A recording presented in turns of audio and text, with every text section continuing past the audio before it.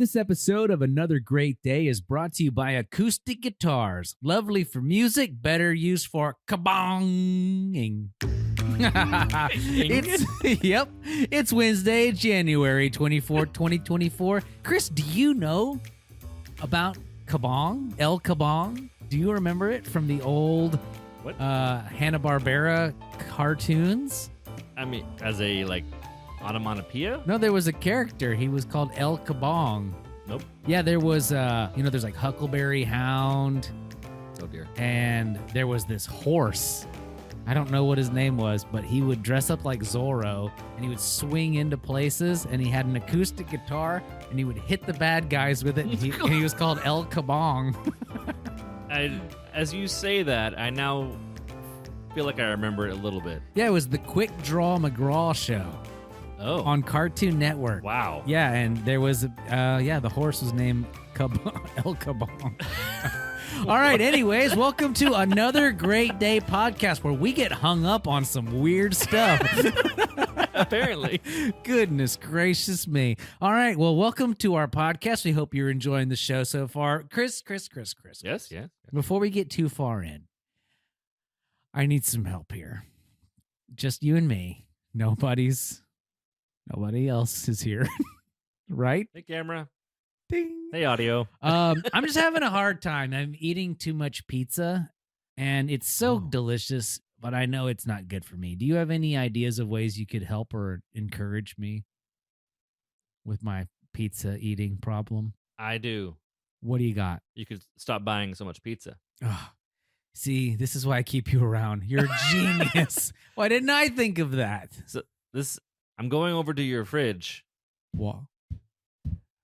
This fridge is full of Tombstone and Red Baron. Tombstone, how dare you?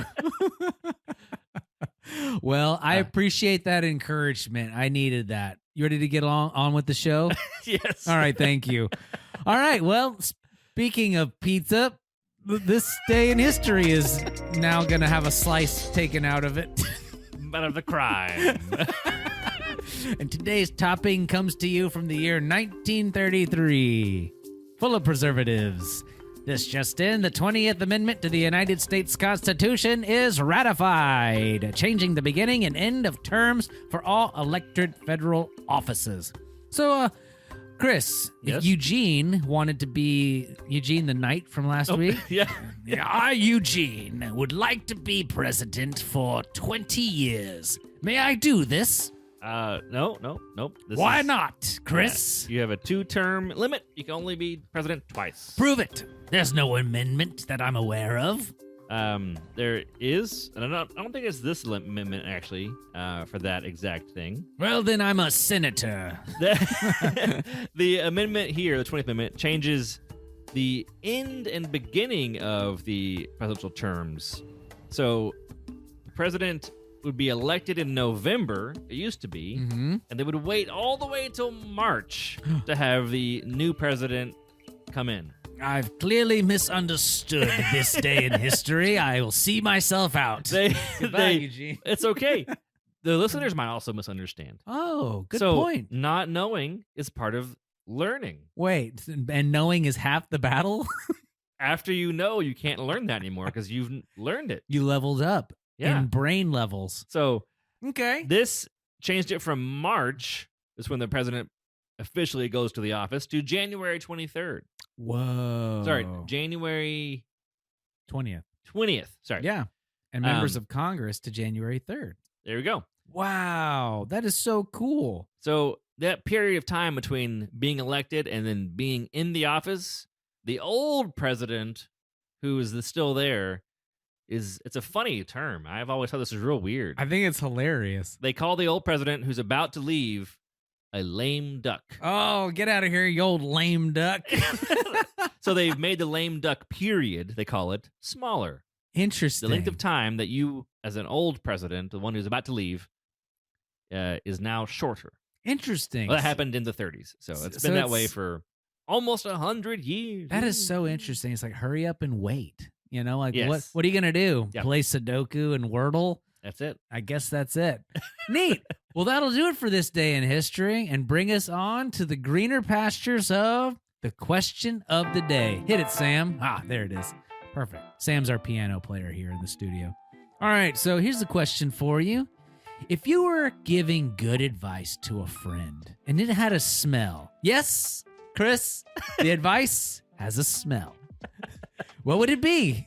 What would it smell like? Oh, my advice? Yeah, what do you think your advice smells like? If you had to give your advice All right. a smell. My current advice probably smells like a meatball, for better or for worse.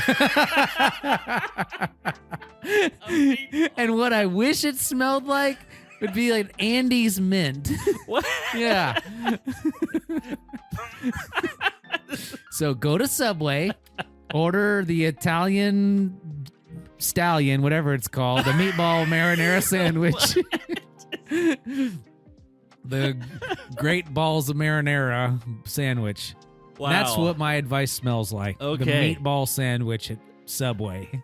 Oh, man. Yeah. What about you, Chris? Well, the first thing that came to my mind was adjacent to that, close to it, was Parmesan. No way. I don't know why. I guess because it's lunchtime. We're both Maybe hungry. we're hungry. I was thinking that it'd be kind of like the salty, cheesy smell. Ooh, we're going to Subway after this? We might- This episode not sponsored by Subway, by the way. Yes. So, I don't know why, but I was thinking that. What my would you want it advice- to smell like? Oh, well, that's fine. Parmesan's great, by the Because- way. Because I would imagine advice is generally more serious. And the Parmesan's a more serious smell than other. I don't know. It's true. I'd rank it as probably one of the most serious smells. I walk into an Italian restaurant or an Olive Garden, and I know Quite serious. we're about to have a real heart-to-heart. But if I'm in a barbecue restaurant, I know that we're just there for fun and giggles. Sir, would you like Parmesan on your salad? No. We're having fun. Don't bring the mood down. Oh, man. So anyways, This question really got me. yeah, meatball Did and not expect the meatball Parmesan. response. Oh my And goodness. For some reason, it feels appropriate. Honestly, I can see it in my mind's eye. All right, well, if you have advice that would Oh, smell man. like something unique, let us know in the poll below. Well, great talk today, Chris. That was fun. No Parmesan on that section. Plenty of That's laughter. right. Yeah. What's funny advice? Funny smell? I don't know. Big League Chew, maybe? Fun Dip? Floral peaches. Peaches. Speaking Lots of peaches. Oh, what a segue with this guy. All right, let's check in with our Dad Joke Correspondent on location in the land of the peaches, Georgia. All right. Take it away, Wes. Hey there, fellas. Hey, kiddos.